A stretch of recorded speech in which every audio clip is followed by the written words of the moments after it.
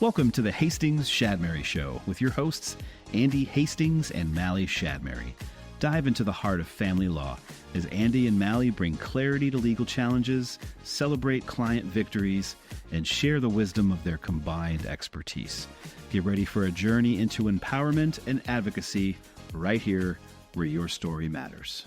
Hello, and welcome to the Hastings Shadmehry Show. I'm Mally Shadmehry, and joining me is Andee Hastings, her partner. We are so happy to be here today because we have an episode that is so near and dear to our hearts. Actually, every episode is, but this one, you're going to see, we're going to talk about what we love, and that is animals and pets, aka your babies. What happens in a divorce with your babies? And we're going to tell you guys a little bit more about me and Andee and our brand and our vibe and what our babies mean to us, how animals have impacted our practice. And let's get going. But before we do, Andee, the question we all want to know, are you a warrior or a diplomat today? I'm a diplomat today. Okay. I've been dealing with some folks who are really trying hard to amicably work through their issues, and obviously, we can steer it in that direction and keep it there. But if the other side won't cooperate, then we have to switch gears and go into warrior mode. But today, definitely a diplomat. How about you? I would say diplomat today as well, just coming in, doing some problem solving where needed. I'm also getting ready to go out of the country for a week. I'm going to Spain. Having some anxiety about that. I don't love leaving my job and leaving things without me being here. It makes me uncomfortable, but I'm doing it. Gonna go celebrate my sister's 30th birthday in Spain with my family. So I'm diplomatic because Mama's got to get all of her things together. I'm packing. I did it. I'm getting the business together. I got everything together, and we can't be in warrior mode for that. We're not here to attack. We're here to be calm and get a job done. So it's where we're at. I got my cardio in this morning. Got to run in. And I got to take my babies, my Cohen and my Stormcloud, to the border later. That's my dogs. I've talked about them before. And if you follow me on social media, you know they own my life. They're my everything. So I'm actually literally sad that I have to go drop them off in a little bit. I typically cry when I drop my dogs off at the border. So They're so special. really, really gives you a glimpse into actually how soft I am on the inside. So with that, I'm going to kick us off. Okay. So this is my first memory, or one of Andee Hastings. I had left my previous firm, and the next day I was frantically looking for a job. And I got on the phone with Andee, and we are talking about what I'm looking for, what she's looking for, getting to know each other. We would later go to get sushi that night where I accepted the job offer, even though my dad was like, Mally, don't go accept the first job offer you get. And I did it anyway. Sorry, Matt. I love you. Because he watches this podcast. And I accepted the offer, which was the best decision I ever made. But I remember vividly, I get a phone call. I put my resume out to all these different firms, and I get a phone. I took a break from the resumes that morning and took my dogs on a walk. I had two dogs at the time, Cohen and Baxter. Baxter is my boxer that passed away a couple of years ago. That dog changed my life. He taught me what unconditional love really was. And he was there with me through every phase of my young adulthood. He really helped mold me, and he was wild and he was terrible. And if you met Bax, he was wild, and that I loved every second of it, and I would defend it. That boy he shredded an entire couch. He peed on people, on other dogs. He was wild. He threw up all the time. He was 100-pound, beautiful, just perfection blob of a mess. So I'm getting the boys in the car to go on a walk, and I get a phone call. And it's Andee Hastings. And I'm like, well, I guess I got to take this call. And I go, oh, I'm so sorry. Hang on one second. Let me get my dogs in the car. And Andee goes, she's got dogs. And she cheered. And I'm like, oh, I like this lady. And then we launched into an hour-long phone call, and my phone died. I'll never forget that. And I was nervous and had to charge the phone to call her back. So that is what actually began my, initial trust in Andee, was that we bonded over being dog moms. And so fast forward, I actually have two dogs now, Stormy and Cohen. They're my everything, as I've said. Stormy's got a little bit of a story. I won't go into that, but Andee was a part of that. Stormy comes to work every day. I'm pointing over here because she's in here. She watches everything that I do, and she monitors and supervises. She believes she's a lawyer. She's a pit mix. And then I've got Cohen. He's like 110-pound shepherd mix, floofy, big, beautiful, mellow man. He has anxiety, so he doesn't come to work.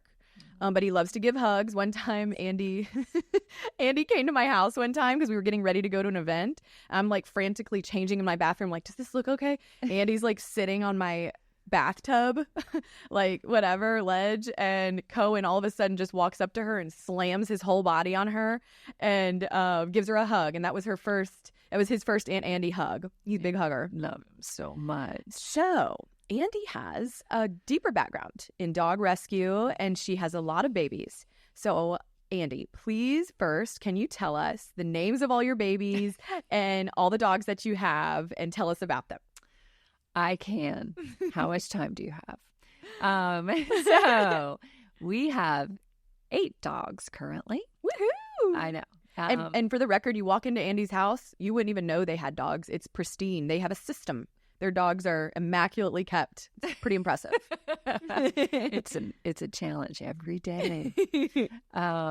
So we started fostering with a group called Angels Among Us Pet Rescue. They're here in Alpharetta, and that was 11 years ago. And so we have foster failed several. And foster fail, whenever you use the word failure, it sounds like it's a negative. It's not. And we have a particular penchant for foster failing the mommies. So a lot of times what happens is mommy dogs come into rescue and all of their brand new beautiful puppies are adopted, but the mommies are kind of left behind.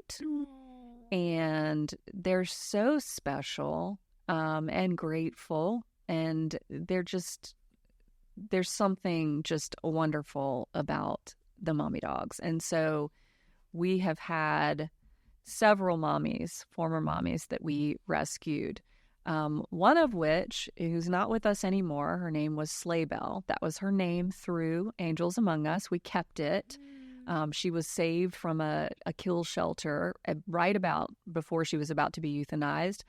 And it was at Christmas time, so they named her Slaybell. And she was this white, chubby little chunky ball of love that had some magic about her that made everybody fall in love with her. And I never got to meet her, but she's a staple part of our story and who we are. She had 2 different color eyes, right? She did. She had one blue eye, one brown eye. And she was so special. Everybody that met her would just fall in love with her. She was a pit bull. And so she was an incredible breed ambassador. But it was a weird story because we thought she was pregnant and about to have babies when we pulled her from the shelter. And in fact, she had only just gotten pregnant right before she went into the shelter. So her babies weren't showing up on ultrasound. So we were then told she's not pregnant. And so it was just this wild ride. We took her back to have her. Of course, she had heartworm.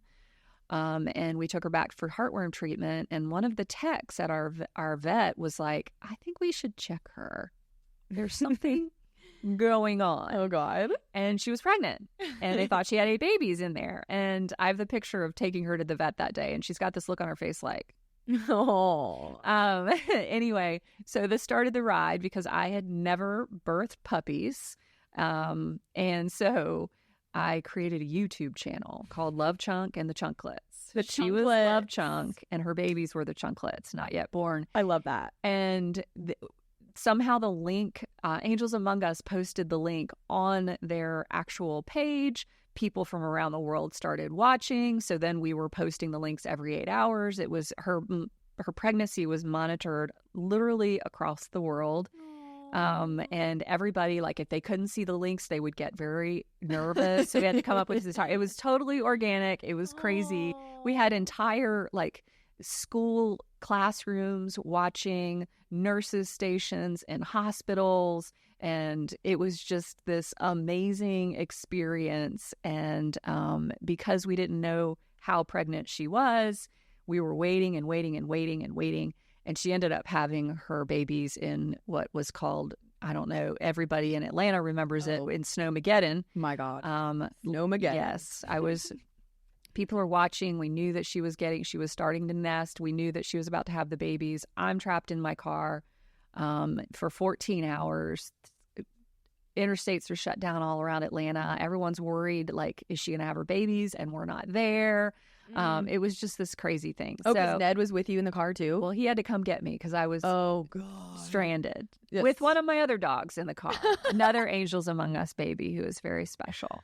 And so anyway, it was Love Chunk and the Chunklets were born that night. And well, actually she was nesting. We started early the next morning. And so that was kind of a special experience. Love Chunk is no longer with us, unfortunately. She got cancer, but her babies survive her. One of them they just turned 10, and one of them actually just passed away.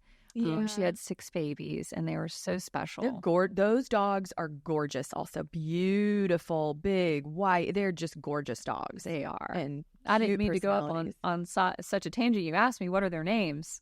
And I did not answer the question, and you did not object. Yes. Sleigh Belle's a very important part of the history and part of our wolf pack here, which we'll talk about in a minute. Yes. Okay, so we lost her. Her babies are still out in the world being precious. You guys are proud grandparents of those babies, too. Oh, yeah, I'm Grandy. Oh, my God. I love it. You guys stay involved. You visit with those babies, and their owners, like, stay in touch. I really love that, and it's a testament to what y'all have done, you and Ned, in dog rescue. And you've taught me some of the ropes. I mean, Stormy was a rescue. Andee had to basically force me to get Stormy because I didn't think I was ready to have 3 dogs. I had Baxter, Stormy, and Cohen all at the same time. Bax was geriatric, and Stormcloud had a lot of issues. She had been thrown out of a car, badly beaten at 8 weeks old. Someone tossed her out of a car. And when she tried to chase after the car to get back in, because when you meet Stormy, she is such a loyal mama. Like, she protects me. She helps my spirit more than anyone could ever imagine. And I can just picture her little heart. I'm about to cry, even thinking about it. Someone threw her out of that car. And I think that part of Stormy and I have attachment issues together, both of us. I'm a fearful, avoidant attachment style. I'm learning about that. And Stormy is part of this. Like, Stormy goes to therapy with me even today and helps me stay calm and comes to work. She serves a purpose, not just to walk around and look cute. But anyway, I think she was I think spiritually, her little spirit was just crushed when that happened to her as a baby. When she tried to chase after the car to get back in for her people, she got beaten so badly, and there were witnesses to this, that her skin separated from her muscle. So she developed like I call it a hematoma. It was the size of her whole little body. I mean, she was this big. The hematoma was that big on top of her.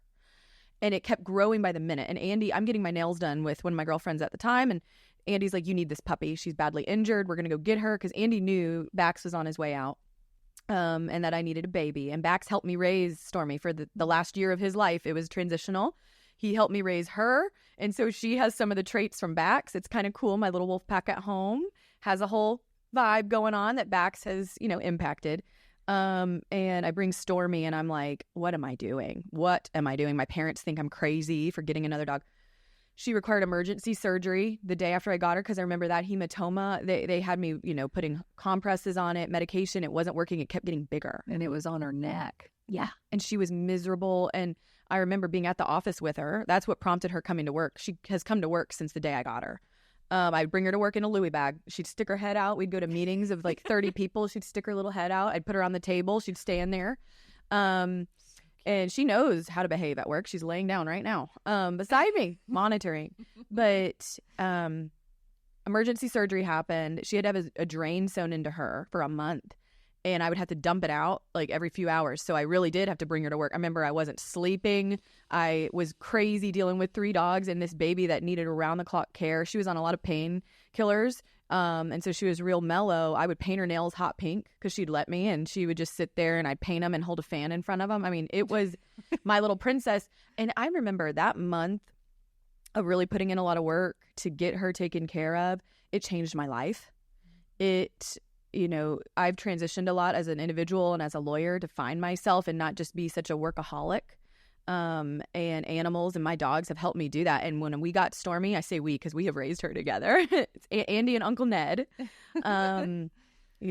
Actually, your husband Ned was one of the first men that Stormy was actually comfortable around because I think a man is probably who messed with her. So she's very skeptical of men. Plus, she's in an office full of women. She's very used to that. But it changed my life putting that work in with her. And there's so much more meaning to that. So you guys will see that we call ourselves the Wolf Pack here. And what I tell my clients is, welcome to the Wolf Pack. You didn't know this, but when you walked into this office for the first time today, you stepped into the wolf's den. And Mama Wolf is here and you're safe here. Nobody else gets to step over that line into this den. This is our place, and we know what we need, and we're going to get you to your end result. I have always said the wolf is my spirit animal. I can be a bit of a loner, especially when it comes to my work, a lone wolf, and, whatever, for what that's worth. But I'm also extremely loyal. And I'm the type that if someone's going to mess with my people, and that includes my clients, my partner, any of our employees, I'm going to go straight for your jugular, and I'm not going to let go until I get what I need. And if that means you're going down, you're going down. So that's the wolf mentality in me. And we are a pack mentality here at this firm, our clients included. I've got a wolf tattoo to prove it. Okay, I'm not going to try to put my leg up here and show y'all, but I do. So this whole idea of being a pack, the pack mentality, and learning from these critters that help mold us as individuals, it's really helped build our business and help us mold our ideals together on who we are. So tell everybody, what's your current wolf pack at home? Tell us their names and all the things. We've got Ronan. Okay.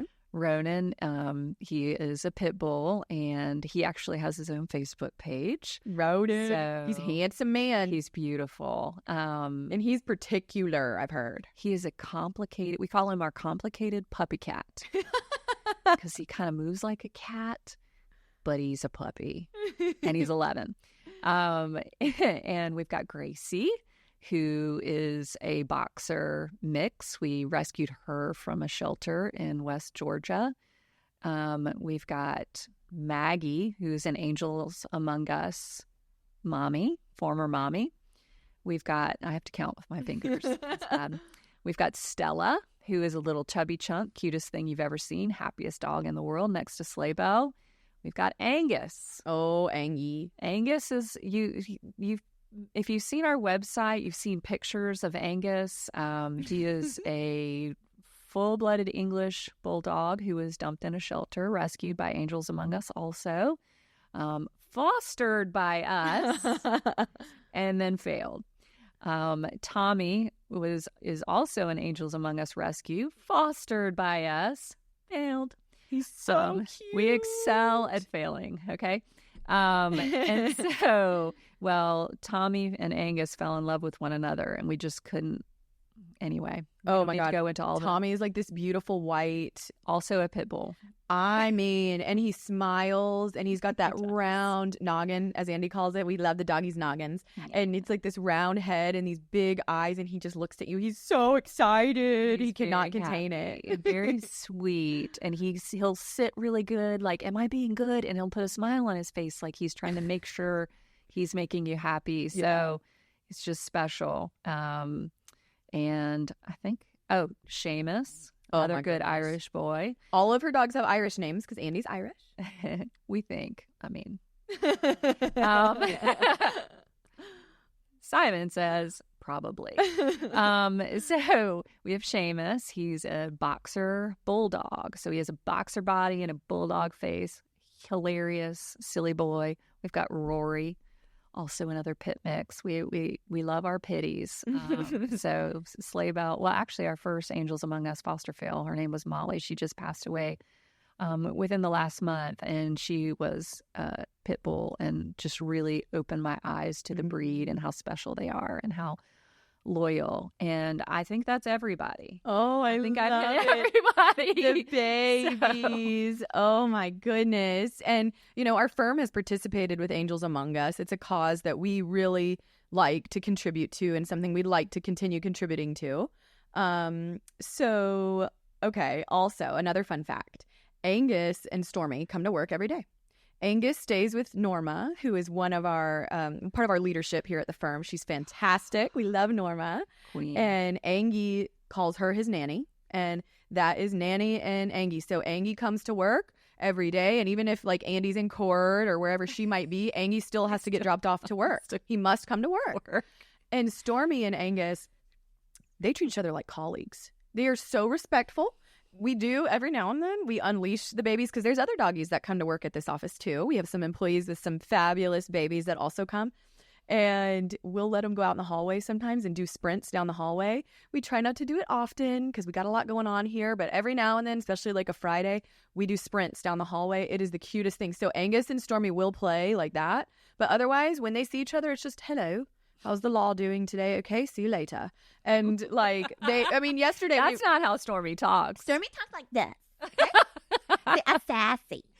She talks with a lisp. She has a lisp. And she's proud. Aren't you? You pretty girl. I wish y'all could see her. She knows that this is dedicated to her. Her name is Stormcloud Louise Shadmehry. And Cohen's name is Cohen Bear Shadmehry.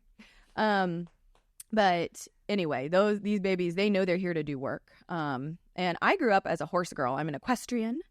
You can make fun of the horse girlies all you want, but we're the best, okay? Because we know how to work hard and we know how to be confident to jump on a 1,500-pound animal when you're 5 years old and learn how to control that. I think that's what started. And get kicked by one.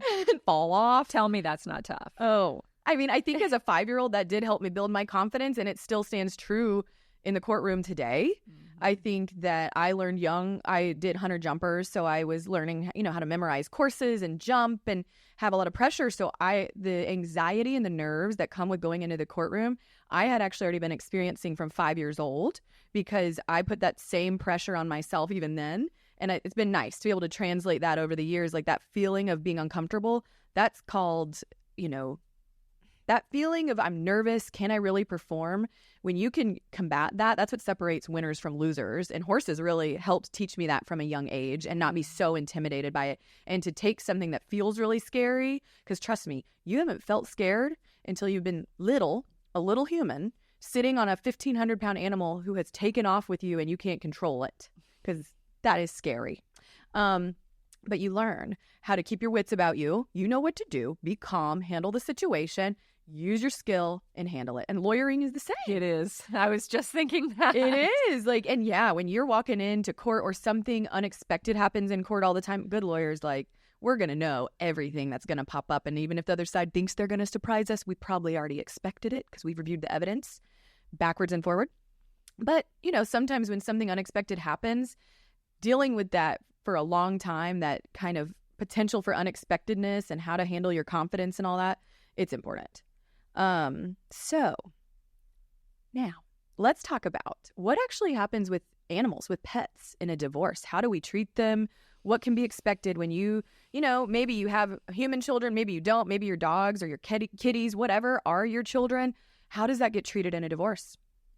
So it's interesting because to most pet owners, our pets are part of the family. They're family members. They're our children. Not to take anything away from human children, but even people with human children often view their pets as their children as well.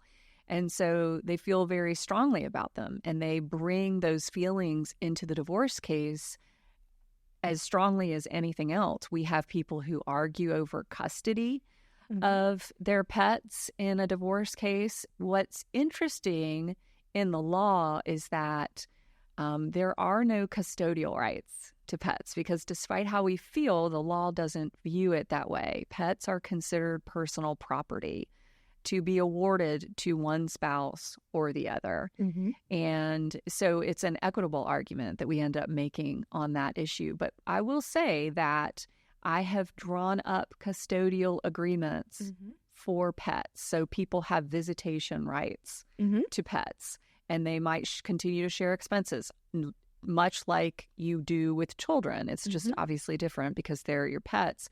And people can agree to that. And while you can't get that in a court, like if we had to go to trial to argue for that, we wouldn't be able to argue for custodial rights for a pet in court, because under the law, they are considered personal property. But if two people want that and agree to it and we put it in a court order, that's a binding agreement. So, I think that's my biggest experience. And then the other time that I feel like I see issues surrounding pets in divorce cases, and I'm curious as to your experience as well, is that in abusive relationships, people can abuse their spouses by abusing their pets. And I learned that actually when I was a domestic violence prosecutor. It wasn't unusual that I would simultaneously prosecute people for acts of domestic violence against their spouse, partner, whatever, but also cruelty to animals for acts that they engaged in. So that's something that we also have to watch in our divorce cases, because these issues come up and we have to address them. And sometimes it's in the form of a TPO. So it just plays out that way. What is your experience? Totally agree with all of that. So on the first piece, yes, animals are treated as property in a divorce, which means that Stormy just snorted. I don't know if it can pick that up little on here. snore. She honks. I call it her honks. She sounds like she's honking. She's so cute. Okay, so property in a divorce, like Andee said, it's split equitably, which means fairly. In Georgia, we are an equitable division state. We're not an automatic 50-50 division state. We're a fair division state. So I think a court, and in my experience, courts are going to probably hear a little bit of evidence. If you end up in trial, okay, you haven't settled and your animals are still at issue. I've had to litigate that before. The courts will typically hear a little bit of the background, like, Your Honor, here's when they got this dog, here's the status. It's just going to depend on your judge. Sometimes they're not going to care. Remember, when you're in front of a judge, you're letting someone who has their own life experiences make decisions for you based on the law. But some judges are going to be more sympathetic to the animal situation. Some are not.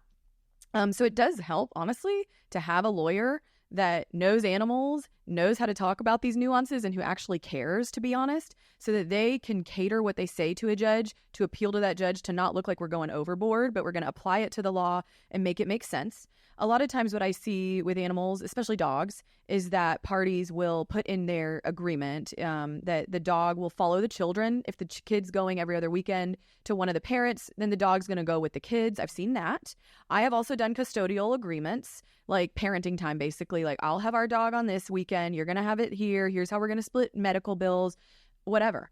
That's very rare, and I don't recommend it, to be honest. I think that when you get divorced, it's not healthy to have ties together. We want to dissolve as many ties as we can between you two, period. So it's really difficult. If you don't have to have a parenting plan with your dogs or your cats or whatever they may be, don't do that. It's creating needless participation with your ex that you really is just going to probably cause strife in the future. One thing I always like to bring up with my clients is, were you gifted the animal? Did you get the animal for a Christmas present? Was it a gift to the marriage, or is there evidence that's going to show us that it was a gift to you?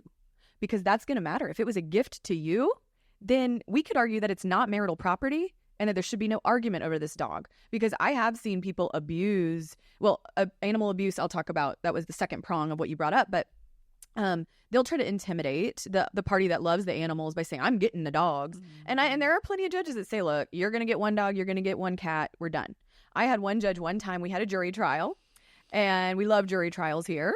And we had a pretrial conference with the judge where we needed to talk through with him, here's the marital estate. Here's everything we're going to be explaining to the jury, Your Honor. Because I think the judge was like helping us organize the flow of this jury trial. And there were pets on the table. I think these were cats. And I told the judge, Your Honor, when we're talking about property, here's their real property, here's their liquid funds, here's their retirement, whatever. And Your Honor, we do have cats. So they're on our balance sheet as well. That's where, they should be that's another topic. Well, this particular judge said, I don't think cats really care where we put them. I think dogs would care. I don't think cats care. And I'm like, huh? Well, cats care. Like, they really care. Yes. And I don't really remember. I think we reached an agreement on the cats where the jury didn't even have to decide that. I think that's why I brought it up that day, because I needed my opposing counsel to understand this is so stupid. Reach an agreement with me on the cats and let's limit the issues we take in front of this jury, because I'm not going to sit there in front of my jurors and say, now who should get these cats? Like, that's going to annoy them.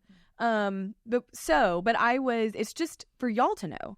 I mean, that's an example of a judge putting in his belief system is saying, I don't care about these cats. So if we would have been at a bench trial where a judge was going to decide, he probably would have just split them up. And in his mind, for whatever reason, he said, I think dogs would care, but not cats. So food for thought. Like, judges they're going to bring their experiences into the mix. And I do see that abusive spouses and or people that are really just trying to be manipulative and do, fearful litigation tactics, I think that they use the pets as a way to scare the other person. I'm going to seek this. You're not going to get it. So it's always a nice argument to make to say, no. Here's the picture of us at Christmas where I said, look what my husband gave me, this puppy for Christmas for me. And then we've got all this evidence supporting that it was a gift to you. We can shut down the fact that should go to you. That animals should go to you. And I think that this issue comes up a lot with people that are not married and they get a pet together. What do? I have dealt with that because I got Baxter and Cohen with two different exes. And Baxter, I remember there was no argument. I was getting that dog, or I would have fought to the death for him. So that one, whatever. But with Cohen, he actually was a gift to me. My ex had gotten him off of Craigslist for Christmas for me. And he was this little 12-week-old floof ball. He was built like a bowling ball. He still is. He's so cute. And he was a gift to me. And it was very clear he was a gift to me. And also I paid for everything, all his vet bills and all the things. I mean, that was my baby, even though we lived together, me and the ex, for 4 years. And we raised Cohen together. It was a gift to me. And I remember when we broke up, my ex did try to threaten me and scare me about that because he knew that's the one thing that if anyone ever tried to take from me, I would fight to the death. That's what he wanted to get out of me. But I was already a lawyer at the time, and I said, excuse me, bitch, no. You gave him to me. That's a gift. Sit down. I am keeping my baby. Go away. So, yeah, that's my little rant there. Actually testified once in a divorce case for a former. I did not know this. I realized as we're sitting here that I don't think I've ever told you this story. For a former employee who was going through a divorce, who had actually adopted my foster from Angels Among Us. Mm-hmm. And they were fighting over who got to keep the dogs. And so I was actually a witness and testified to the facts surrounding the adoption, what was the analysis with regards to the adoption. The judge wanted to know what I thought was in their best interest. That's great. That's a good judge. I know. Yeah, I know. And so anyway, the judge was listening with rapt attention, which I just thought was very kind and thoughtful. And it was obviously a very important issue to both these parties. And, but the person that I was testifying for had signed all of the adoption paperwork, was the one to take, the dogs to the vet, had all the vet paperwork in their name, so there's all these little kind of pieces of evidence that you can use to paint a picture like Mally was talking about. And so that person ended up keeping the dogs. They were awarded the dogs in the divorce. So there you go. Anyway, that happens. Oh my gosh. And Andee was talking about this, propensity of abusers to injure animals and what we see in that regard. I've heard stories of it. I do not have a case where that's happened, because if that happened under my watch, I'd be breaking the internet advertising all of that. Like, no ma'am, we do not hurt these babies. I do have a case right now where there's a minor child that is killing animals on his TikTok, and it's like a stepchild, so that's at issue. That's my only kind of animal situation going on. I think the last time I did a parenting plan where we did a custodial arrangement, actually, I think I only tried to do that one time that it failed. Otherwise, I've done it a few times, but mostly what I see is that the dog would follow the children. It's usually dogs. So yeah, I think that it's just very fact specific. I think that if you get a good lawyer that has the heart to really listen and not just tell you that, look, this is just property. Animals are just property. Get over it. There's going to be some lawyers that say that, because there's some judges that say that. But I think if you get the right lawyer that really understands these issues, they're going to be able to apply the law in some really smart ways to help protect your babies and get what's truly fair. And I think that a lot of judges are willing to listen when the right lawyer comes in and presents that efficiently. It is a little bit risky because you start to look like, superfluous to the court in bringing up those kind of issues if you don't present it the right way. So we want to do our babies justice. You're going to see us around, participating with Angels Among Us and, some other groups. You're going to see our babies online, and we're so thankful for you all. Please find us on social media at Hastings Shadmehry. We're on Facebook, Instagram, Spotify, YouTube. Ashley Carlson, you are one of our most steadfast fans. You've been asking me to send you some swag. Mama's going to do that today. I'm sorry I keep forgetting. Anybody else that wants to talk to us, message us. We'll send you some swag when you're a loyal fan, and we got some good swag, okay? We keep it classy and pretty here. Thank y'all so much. We'll see you next time. Adopt, don't shop.